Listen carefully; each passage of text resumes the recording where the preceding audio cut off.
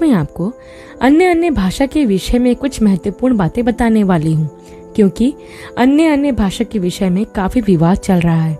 मैं इस वीडियो के माध्यम से आपको वही बातें बताऊंगी जो बाइबल आधारित है और सत्य तथा वास्तविक है, ताकि आप इस विषय पर एक सही निर्णय ले सकें। इससे पहले प्रियो कि हम वीडियो को शुरू करें, आइए हम प्रार्थना करें।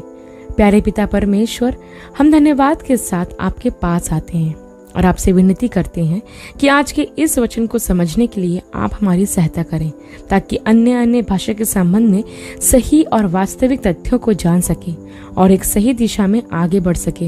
हम धन्यवाद करते हैं कि आपने हमारी प्रार्थना को सुना और स्वर्गीय राज्य में ग्रहण किया। सारा आदर महिमा आपको देते हुए धन्यवाद के साथ इस प्रार्थना को प्रभु यीशु मसीह के नाम से मांगते हैं, आमीन। प्रियो, अन्य अन्य भाषा का पहला वर्णन हमें प्रेरितों के काम की पुस्तक के 2 अध्याय के 1 वचन से 13 वचन में देखने को मिलता है, जहाँ वचन में इस प्रकार से लिखा हुआ है कि जब पिन्तेकुस्त का दिन आया तो वे सब एक जगह इकट्ठे थे और अचानक आकाश से बड़ी आंधी के समान सनसनाहट का शब्द हुआ और उससे सारा घर जहाँ वे बैठे थे गूंज गया और उन्हें आग के समान जीभें फटती हुई दिखाई दी और उनमें से हर एक पर आ ठहरी और वे सब पवित्र आत्मा से भर गए और जिस प्रकार आत्मा ने उन्हें बोलने की सामर्थ दी, वे अन्य अन्य भाषा बोलने लगे। और आकाश के नीचे की हर एक जाति में से भक्त यहूदी यरूशलेम में रहते थे। जब वह शब्द सुनाई दिया तो भीड़ लग गई और लोग घबरा गए, क्योंकि हर एक को यही सुनाई देता था कि ये मेरी ही भाषा में बोल रहे हैं। और वे सब चकित और अचंभित होकर कहने लगे, देखो, ये जो बोल रहे हैं क्या सब गलीली नहीं? तो फिर क्यों हम में से हर एक अपनी अपनी जन्मभूमि की भाषा सुनता है? हम जो पार्थी, मेदी, एलाम लोग, मेसोपोटामिया, यहूदिया, कपदुकिया, पुन्तुस और आसिया और फ्रुगिया और पंफुलिया और मिस्र और लीबिया देश जो कुरेने के आसपास हैं, इन सब देशों के रहने वाले और रोमी प्रवासी, अर्थात क्या यहूदी और क्या यहूदी मत धारण करने वाले, क्रेती और अरबी भी हैं, परंतु अपनी अपनी भाषा में उनसे परमेश्वर के बड़े बड़े कामों की चर्चा सुनते हैं। और वे सब चकित हुए और घबराकर एक दूसरे से कहने लगे, यह क्या हो रहा है? परंतु दूसरे ने उपहास करके कहा, वे तो नई मदिरा के नशे में हैं। प्रियो, सबसे पहले मैं आपको यह बता दूं कि अन्य अन्य भाषा के विषय में काफी भ्रम फैला हुआ है, क्योंकि कुछ लोग अन्य अन्य भाषा पर विश्वास करते हैं और कुछ नहीं। यहाँ तक तो ठीक है, क्योंकि अन्य अन्य भाषा को लेकर सबके अलग अलग मत हैं। लेकिन सबसे बड़ी दुख की बात तो यह है कि कुछ लोग अन्य अन्य भाषा को शैतानी भाषा कहते हैं और इसलिए आज बहुत से लोग अन्य भाषा का विरोध कर रहे हैं और उसको अस्वीकार कर रहे हैं, जो कि बहुत दुखदाई है। इसलिए हमने यह जरूरी समझा कि आप लोगों को इस विषय की वास्तविक सच्चाइयां बताई जाए। तो प्रियो, सबसे पहले हम यह जानते हैं कि अन्य भाषा क्या है। तो मैं आपको बता दूं कि अन्य अन्य भाषा में प्रार्थना करना एक ना सीखी हुई भाषा में प्रार्थना करना है।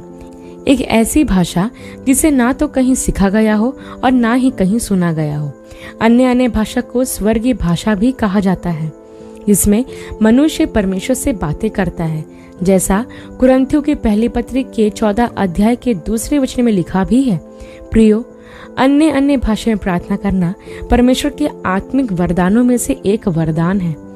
अन्य भाषा में प्रार्थना करना कोई हुनर या टैलेंट नहीं है जिसे खूब अभ्यास करके सीखा जा सकता है, परंतु यह परमेश्वर का वह अलौकिक वरदान है जिसे परमेश्वर अपने उद्देश्य को पूरा करने के लिए प्रदान करता है। प्रियो, यह ध्यान रखें कि जब हम अन्य भाषा में प्रार्थना करते हैं तब हमारी आत्मा पवित्र आत्मा से सामर्थ्य पाकर प्रार्थना करती है। इसलिए जो शब्द हम प्रार्थना में बोलते हैं वो हमारे नहीं होते, बल्कि पवित्र आत्मा के होते हैं। हम बस उसके सहयोगी बनते हैं और जो वह हमारे लिए चाहता है उसके विषय में प्रार्थना करते हैं। जब हम अन्य भाषा में प्रार्थना करते हैं तब हमारी बुद्धि समझ नहीं पाती कि क्या प्रार्थना की जा रही है, क्योंकि उस समय हमारी समझ निष्फल होती है और हमारी बुद्धि और समझ पवित्र आत्मा के नियंत्रण में होती है। इसलिए प्रभु के दास संत पौलुस ने कुरिन्थियों की पहली पत्री के 14 अध्याय और उसके 13 वचन में यह कहा है कि जो अन्य भाषा में बोले तो वह यह प्रार्थना करे कि उसका अनुवाद भी कर सके। हाँ प्रियो, यदि कोई अन्य भाषा में प्रार्थना करता है तो उसे परमेश्वर से यह भी प्रार्थना करना चाहिए कि परमेश्वर उसे भाषाओं का अर्थ बताने का भी वरदान दे, ताकि वो प्रार्थना में बोली जा रही भाषा के अर्थ को समझ सके। इसके बाद प्रियो, एक और सवाल जो आपके मन में आता होगा कि क्या हर एक विश्वासी अन्य भाषा में प्रार्थना कर सकता है? तो प्रियो, मैं यह बता दूं कि यह एक बहुत जटिल प्रश्न है। इसका उत्तर लोग अपनी समझ के अनुसार देते हैं। कुछ कहते हैं कि हाँ, हर विश्वासी को अन्य भाषा में प्रार्थना करना चाहिए, और कुछ कहते हैं कि हर विश्वासी अन्य भाषा में प्रार्थना करे, यह जरूरी नहीं है। लेकिन प्रियो, मरकुस रचित सुसमाचार के 16 अध्याय के 17 वचन में बाइबल हमें इस प्रकार बताती है कि विश्वास करने वालों में यह चिन्ह होंगे कि मेरे नाम से दुष्ट आत्माओं को निकालेंगे, नई नई भाषा बोलेंगे और सांपों को उठा लेंगे। इस वचन के अनुसार प्रभु यीशु ने यह बताया है कि विश्वास करने वालों में क्या क्या विशेषताएं होंगी, जिनमें से एक है कि वो अन्य भाषा बोलेंगे, अर्थात अन्य भाषा में प्रार्थना करेंगे। तो बाइबल के अनुसार हर विश्वासी जो प्रभु पर विश्वास करता है और जिसने प्रभु यीशु को अपना उद्धारकर्ता के रूप में ग्रहण किया है, वो अन्य भाषा में प्रार्थना कर सकता है। लेकिन प्रियो, यह जरूरी नहीं है कि सभी विश्वास करने वालों को अन्य भाषा में प्रार्थना करना ही चाहिए, क्योंकि कुछ लोग कहते हैं कि यदि कोई अन्य भाषा में प्रार्थना नहीं करता है तो वो उद्धार पाया हुआ विश्वासी नहीं है। एक तरह से आज कुछ लोग अन्य भाषा को उद्धार का एक चिन्ह के रूप में देखने लगे हैं। लेकिन मैं यह स्पष्ट कर दूं कि हर एक उद्धार पाया हुआ विश्वासी अन्य भाषा बोले, यह जरूरी नहीं है।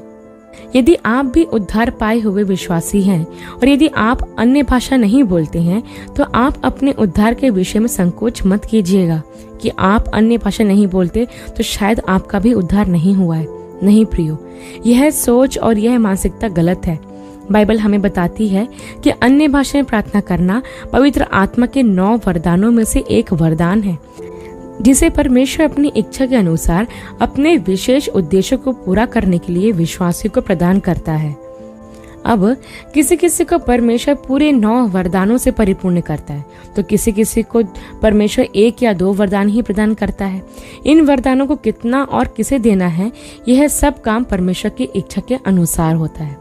आप इसके बारे में कुरिन्थियों के पहले पत्र के 12 अध्याय में 1 वचन से 11 वचन तक पढ़ सकते हैं।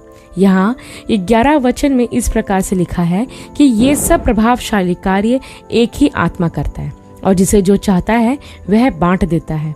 इस वचन में हमें यह भी बताया गया है कि हर एक वरदान एक ही आत्मा के द्वारा आता है, फिर चाहे वो भविष्यवाणी का वरदान हो, चंगाई का वरदान हो, दुष्ट आत्मा को निकालने का वरदान हो, या अन्य भाषा का वरदान हो, या फिर अन्य भाषा के अनुवाद करने का वरदान हो।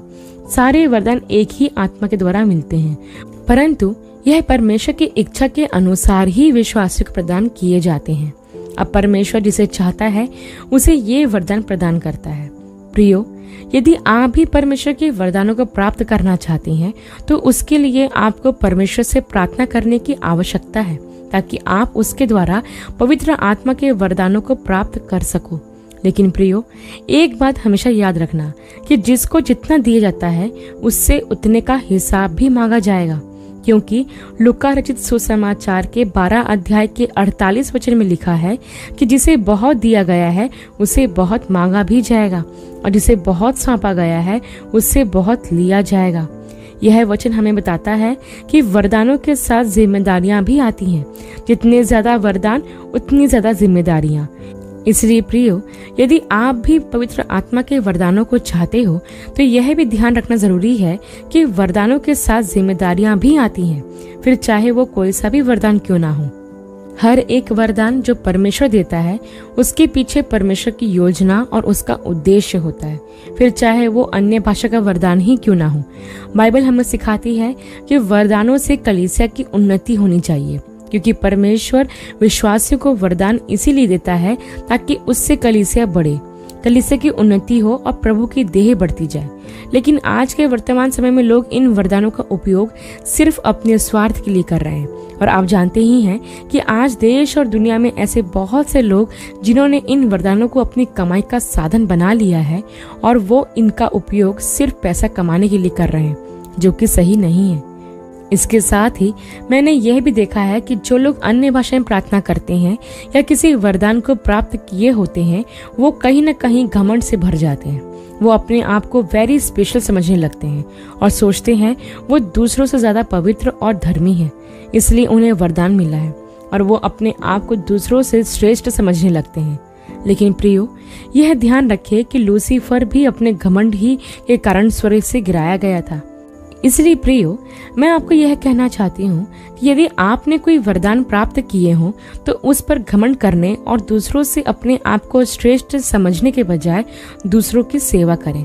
कलीसिया की उन्नति में अपना सहयोग और दीनता से प्रभु की सेवा करें, क्योंकि प्रभु यीशु ने भी, जो कि परमेश्वर है और सारे वरदानों का स्रोत है, उसने भी इस संसार में आकर लोगों की सेवा की, यहाँ तक कि अपने चेलों के पैर तक धोए। लेकिन आज के वरदान पाए हुए लोग सेवा करने के बजाय सेवा करवाते हैं और लोगों से मान सम्मान और प्रतिष्ठा की चाहत रखते हैं। और आज के समय में तो लोग फेमस होना चाहते हैं। वो चाहते हैं कि उनकी ख्याति दूर दूर तक पहुंच जाए कि वो कितने स्पेशल हैं जिन्हें वरदान मिला है और बाकी लोग ऐसे ही हैं। और यह धारणा आज के वर्तमान समय में बढ़ती ही जा रही है। लेकिन प्रियो, जैसे मैंने कहा कि वरदानों के साथ जिम्मेदारियां भी आती हैं और जिसको जितना दिया जाता है उससे उतना मांगा भी जाएगा। इसलिए वरदानों का या अन्य भाषाओं का उपयोग कलीसिया की उन्नति के लिए करें, अपने मतलब के लिए नहीं।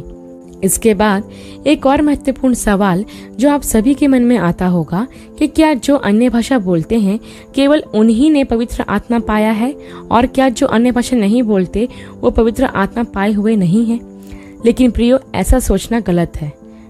मैं आपको यह बता दूं कि जब हम उद्धार पाते हैं तभी परमेश्वर अपने पवित्र आत्मा को हमारे भीतर प्रदान करता है और तब से ही परमेश्वर का पवित्र आत्मा हम में बसता है। लेकिन लोग इस बात को नहीं जानते और अज्ञानता के वश में यह सोचने लगते हैं कि वो पवित्र आत्मा पाए हुए नहीं है। प्रियो, हर उद्धार पाया हुआ विश्वासी जिसने सच में उद्धार पाया है वो पवित्र आत्मा पाया होता है। अब बस उस विश्वासी को अपना पूरा नियंत्रण पवित्र आत्मा को देने की आवश्यकता है, ताकि पवित्र आत्मा पूरी तरह से हमें अपने नियंत्रण में ले ले और जैसा परमेश्वर का आत्मा चाहता है हम वैसा ही करें। परमेश्वर का वचन भी हमें यह सिखाता है कि हम आत्मा के अनुसार चलें, और जब हम आत्मा के अनुसार चलते हैं तब परमेश्वर का आत्मा हम में वो सारे काम करता है जो हमारी उन्नति का कारण बनते हैं। और जब हम आत्मा के नियंत्रण में होकर उसके अनुसार चलते हैं तब प्रभु अपनी योजना और अपनी इच्छा से अपने आत्मिक वरदानों को हमारे जीवन में प्रदान करता है, ताकि हम इस संसार में उसकी महिमा कर सके। और इन्हीं वरदानों में अन्य भाषा का भी वरदान है, जिसे परमेश्वर उसे प्रदान करता है जो पवित्र आत्मा के अधीनता में होकर जीते हैं। अंत में एक और प्रश्न जो कई लोगों के मन में आता है कि क्या अन्य भाषाएं प्रार्थना करते समय चीखने, चिल्लाने, कांपने या अजीब अजीब बर्ताव करने की आवश्यकता है, या फिर लोग ऐसा क्यों करते हैं? तो प्रियो, इसके लिए मैं आपको यह बता दूं, जब हम आत्मा के नियंत्रण में होकर अन्य भाषा में प्रार्थना करते हैं तब कई लोग जोर जोर से चिल्लाते हैं, कांपते हैं और अजीब बर्ताव करते हैं। आत्मा के सामर्थ्य में यह सब चीजें होती हैं और इसे हम स्वीकार करते हैं, लेकिन हमें यह भी ध्यान रखना है कि हम इन सब बातों को ओवर रिएक्ट ना करें, क्योंकि कुछ लोग अनावश्यक रूप से ओवर रिएक्ट करते हैं जो कि आवश्यक नहीं होता है। क्योंकि कुछ चर्चों में जब लोग अन्य भाषा में बोलते हैं तो वो इसी तरह का बर्ताव करते हैं, अर्थात वो अपना आपा खोने का बहाना करते हैं, जो कि अच्छी बात नहीं है। मैं पवित्र आत्मा के इस कार्य की आलोचना नहीं कर रही हूँ। मैं जानती हूँ कि जब पवित्र आत्मा उतरता है तो यह चीजें होती हैं, लेकिन मैं यह भी देखती हूँ कि कुछ लोग दूसरों को देखकर इन सब बातों की नकल भी करते हैं, और यह चीजें आजकल बहुत हो रही है, क्योंकि लोग आजकल हाईलाइट होना चाहते हैं और वो अपने आप को दूसरों से अलग दिखाना चाहते हैं। वो चाहते हैं कि लोग यह सोचे कि वह बहुत स्पेशल है जिन पर आत्मा उतरा है। लेकिन हम यह ध्यान रखें कि परमेश्वर के लिए कोई भी व्यक्ति स्पेशल नहीं है। उसके लिए सब एक बराबर है। वो सबसे प्यार करता है और सब पर दया करता है और अपनी इच्छा के अनुसार आत्मिक वरदानों से भरता है। आशा करती हूँ प्रियो कि अन्य भाषा पर किया गया यह अध्ययन आपके लिए आशीषमय रहा होगा। अगली वीडियो में एक नए विषय के साथ आप सबसे फिर मुलाकात होगी। तब तक के लिए आप सबको जय।